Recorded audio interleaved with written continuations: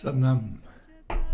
Vamos a introducir esta lección sobre el tema de qué es el maestro y cuáles son sus funciones y roles en la era de la inteligencia artificial. Dentro del contexto y guía de la enseñanza real del yoga y el tantra. Prosigamos. Primero entendamos la diferencia entre conocimiento y realización, sabiduría. Una cosa son los datos fríos, calculados, racionales, lógicos, y lo otro es la experiencia humana, interna, sus emociones, sus sentimientos, sensaciones, su intuición, su experiencia rica y propia. Por lo tanto, la IA es una acumulación de datos que procesa. Incluso los textos sagrados te los puede recitar, presentar en texto. Incluso te puede dar técnicas anatómicas y a una velocidad inhumana, inusitada. O sea, es un mapa perfecto, pero no es el territorio. En ningún caso queremos ir en contra de la inteligencia artificial, solamente estamos indicando cada una su función, su utilidad. Por lo tanto, el mapa es necesario y útil, incluso da estructura a todas esas aborígenes de experiencias que tenemos con las prácticas, aquellos que tienen camino, que tienen técnicas, maestros, pues tienen muchas experiencias y requieren de un orden. Por lo tanto, si uno quiere tener un mapa, es útil la IA. Ahora bien, el trabajo del gurú, del maestro, del acharya, del profesor, del instructor, hay diferentes grados, es la transmisión de una sabiduría que ha sido ya procesada interiormente de manera humana. Y la sabiduría que se adquiere con los años de experiencia no se descarga, se contagia. El maestro es el catalizador que permite que la teoría se vuelva una vivencia personal, acompaña a la otra persona a entender esas escrituras, a entender esos datos, a personalizarlos en su propia realidad vital, su familia, su entorno. Y es un trabajo orgánico, como el crecimiento de una semilla que pretende ser árbol. Eso requiere de otro ritmo. Y hay una transmisión, una visión que acompaña, pero sobre todo una energía oculta detrás de las palabras y los argumentos que se va transmitiendo de manera sutil. Sigamos. La transmisión de la gracia. Vamos a entender este título, entender el significado de estas palabras. Cuando hablamos de gracia, no es algo que pueda entenderse desde una lógica y unos datos, desde el hemisferio racional. Sin embargo, las escrituras del Tantra y del yoga nos hablan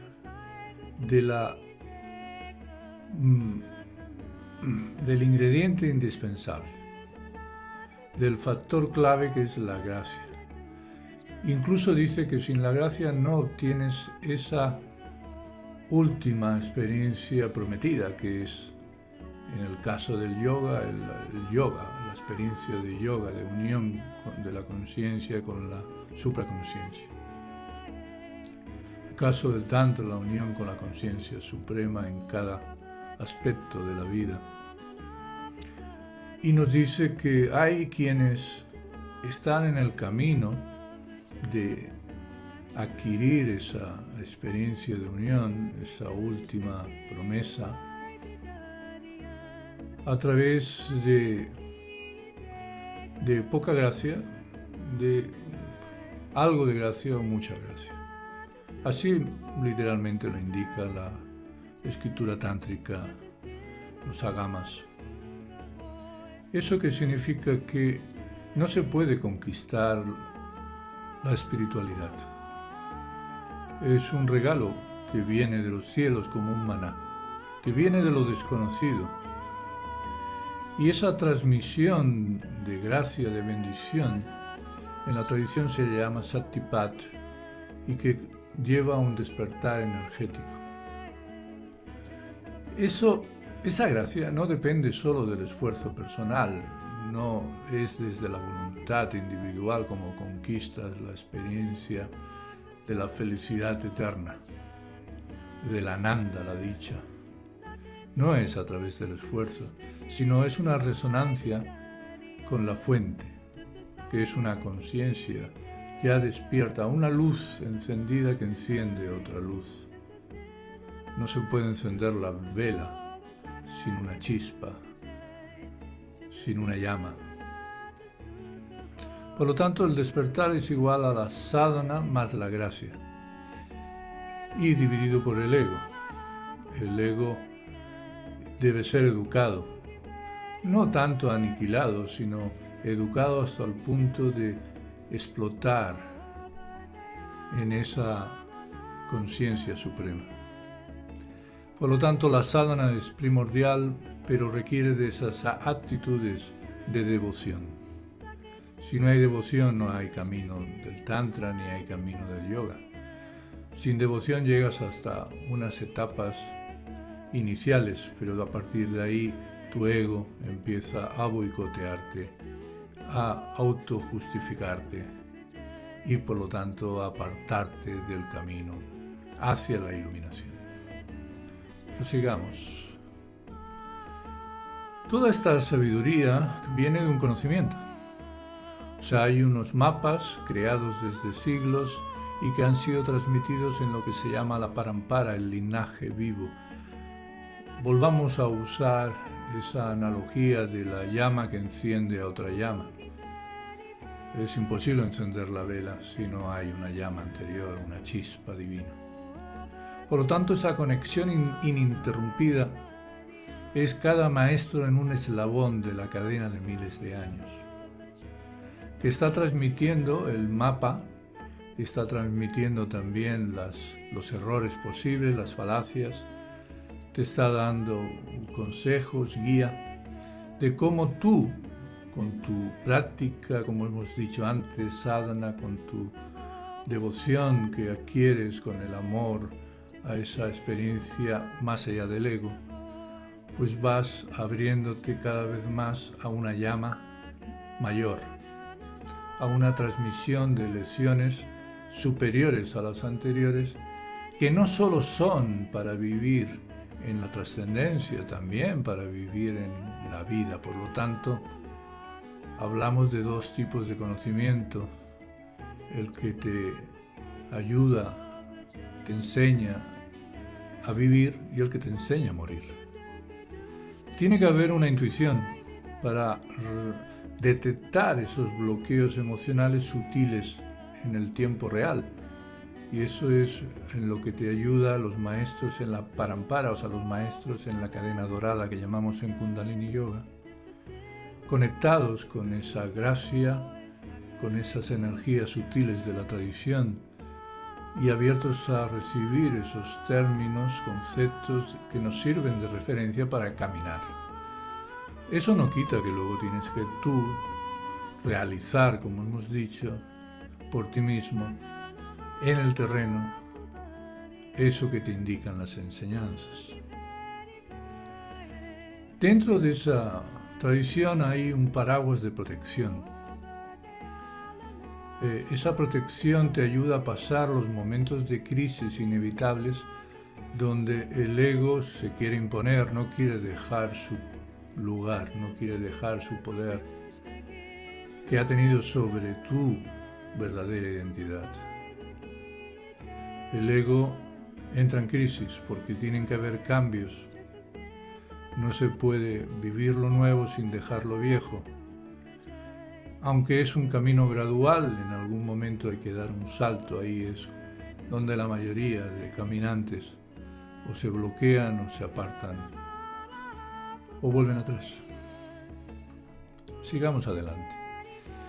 ¿Cómo los maestros gurús pueden vivir en los tiempos modernos en la ciudad? Pues tomando diferentes títulos, nomenclaturas, pero no por sí mismos, sino por lo que el oyente entiende. Por supuesto que hay los gurús tradicionales, pero la mayoría no entiende qué significa gurú, porque el inconsciente colectivo contamina los significados verdaderos, auténticos.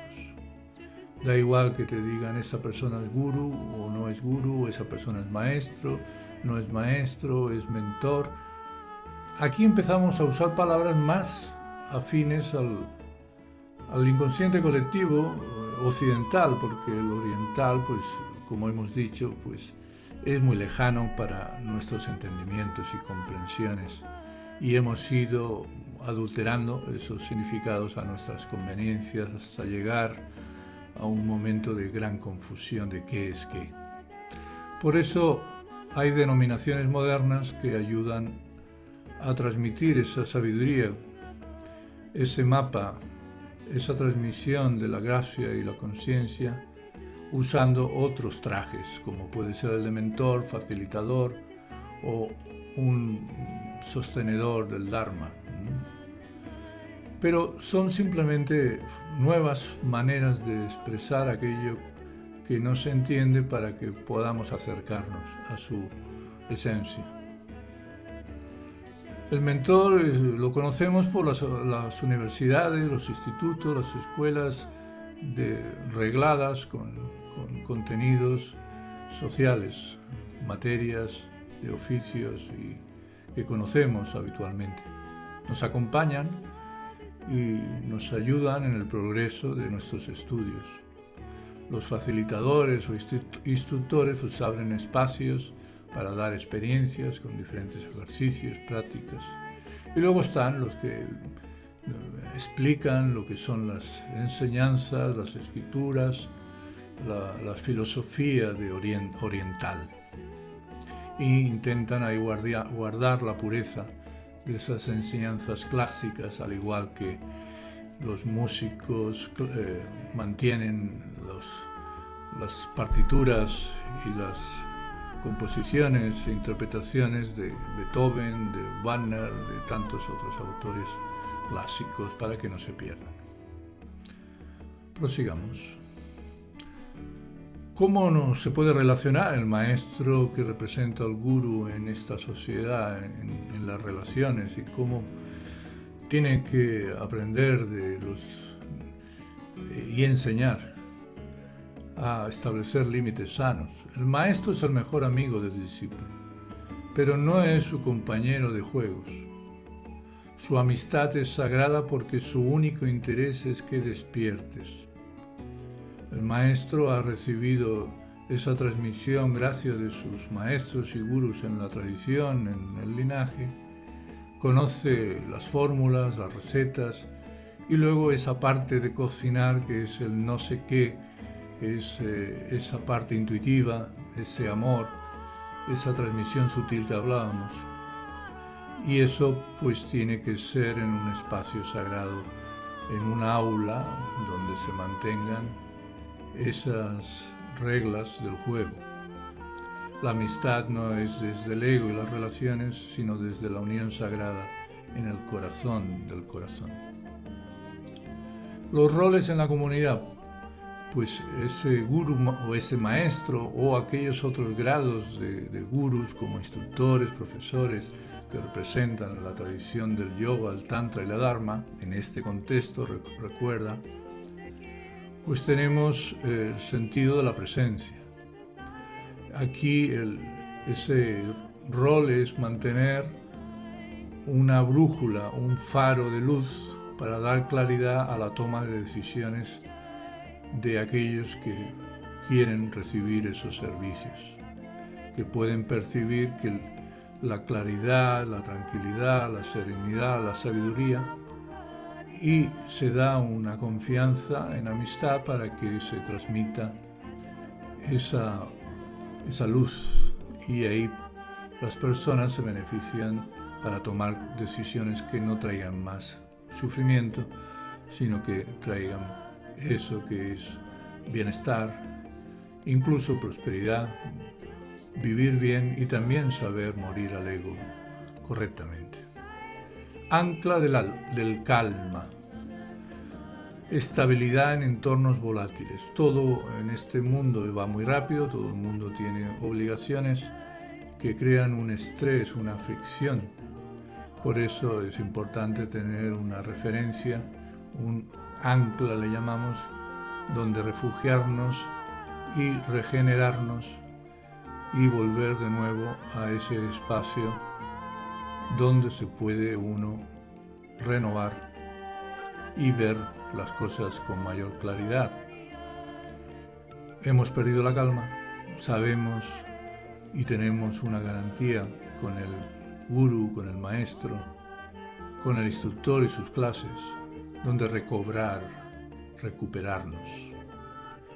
También el rol del maestro es hacer de puente cultural, traducir aquellas maneras de hablar antiguas y esos conceptos que hablan de aspectos desconocidos en la mente y en el ser, traducirlos a un lenguaje más actual, ya que muchas de las experiencias que se explican en las escrituras de este contexto son experiencias que no están en la sociedad que vivimos occidental, no han estado en esta de forma pública, salvo excepciones de místicos, santos, etc.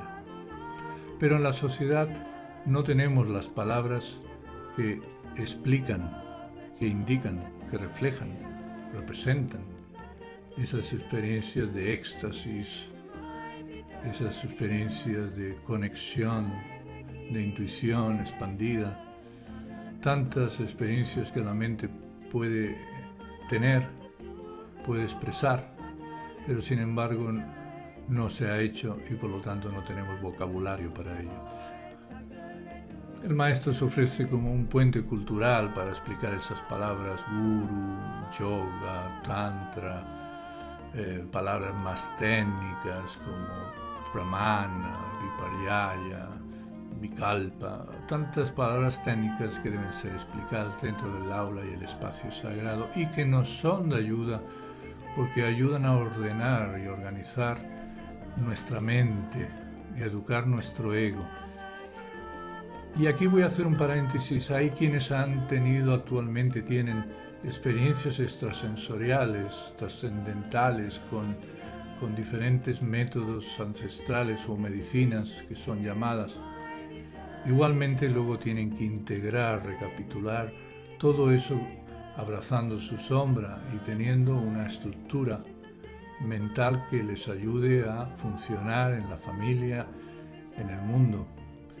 Porque si no, se proyectan tan lejos y fuera y arriba que luego no saben cómo integrarlo en el mundo actual, empiezan a perder sus negocios o perder miembros de su familia.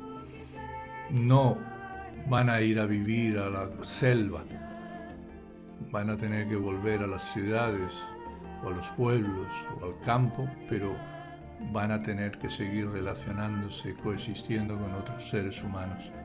Y eso requiere un orden, una estructura mental estable que no acabe con conductas desordenadas, desequilibradas.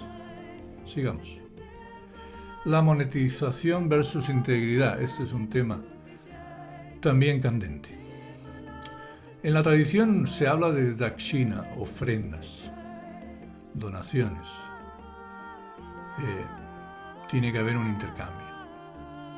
El enfoque ético nos habla de que hay una gratitud pura, o sea, no es que esa enseñanza que nos trae la paz tenga un precio, pero esa experiencia, ese tiempo y ese espacio en Occidente tiene un precio. Por lo tanto, debemos encontrar un equilibrio. Y eso siempre viene de la compasión y entendimiento de que igual que tenemos la mano izquierda, tenemos la mano derecha.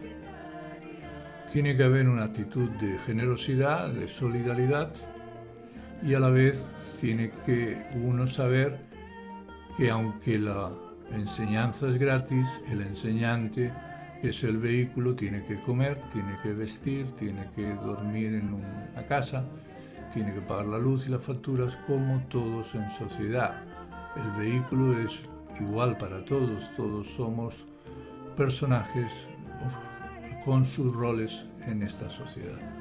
Todos pagan impuestos, ya se ocupan los guardianes de que los pagues, y no se debe confundir una cosa con la otra. Es verdad que es agua y aceite, pero los dos son reales. Por lo tanto, acabamos los maestros haciendo un servicio profesional, donde hay transparencia y sostenimiento de la estructura. Y hay una visión de que sea útil para el alumno, sin perder esa actitud y realidad de que no es un negocio. Por eso la manera de monetizar es a través de vehículos sin ánimo de lucro, porque a fin de cuentas los maestros están haciendo un trabajo humanitario, que es llevar las maneras, los conocimientos para desarrollar la conciencia, la sabiduría que nos hace vivir en paz. Por lo tanto, hay varias maneras. O realmente ya tienes todo pagado porque eres un rentista, te pagan tu supervivencia y enseñas todo gratis. O es un servicio profesional donde hay un intercambio justo. O tenemos una doble vida donde, bueno, soy zapatero, dedico 8 horas a los zapatos y luego, pues, si tengo energía y fuerzas y mi sadhana me lo permite y mi destino, pues le dedico unas horas a enseñar, a compartir eso que es la experiencia y los mapas de la conciencia. Bueno, pues cada uno según su destino, pues estará en uno de estos 3 puntos. Adelante.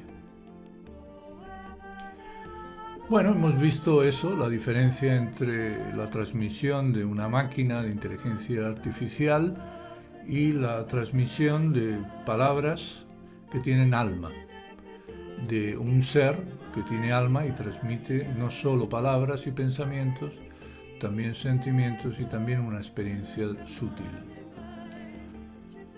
Hay una transmisión, hemos dicho, y tiene que ser con gracia, con devoción, si queremos alcanzar unos grados en el camino del yoga, el tantra y el dharma aventajados. Luego hemos hablado de los roles modernos, de cómo los gurús, cuando decimos gurús, decimos aquellos que representan esa luz de la conciencia en el camino del yoga, del tantra, del dharma, que tienen sus mapas y que son válidos para cualquiera que quiera practicarlos, vivirlos. Y hemos hablado de esos roles, también de la ética en el intercambio pues, necesario y obligado, que siempre tiene que haber un intercambio entre los seres humanos para que haya justicia, incluyendo pues, la transmisión de enseñanzas, de conocimientos, de gracia, de cualquier aspecto en ese espacio sagrado. Siempre pues, los maestros han recibido desde manzanas o hasta millones de dinero. Pero esto es incompatible. No, en el contexto del Tantra no es incompatible, porque el dinero es energía, no se le considera algo malo. Al revés, esa energía en muchos gurús ha servido para crear hospitales, a crear refugios, hospicios, Es energía que, si hay sabiduría y conocimiento, se utiliza para el bien de todos los seres. Y hemos hablado de ese espacio sagrado donde tiene que acontecer esa ceremonia de la transmisión de la gracia. Bien, espero que esto traiga claridad a los caminantes, a los buscadores de esa verdad que indican los yogis y los tántricas. Si quieres experimentar con nosotros en nuestro espacio, pues aquí tienes pues nuestra página web donde puedes ver un poco los diferentes eventos, las clases, cursos, etc. Pues Sannam, y que esto pues sea para la paz de esta humanidad y de todos los seres, que traiga más felicidad, salud y esa espiritualidad vivida en el interior del corazón del corazón. Satnam, felicidades.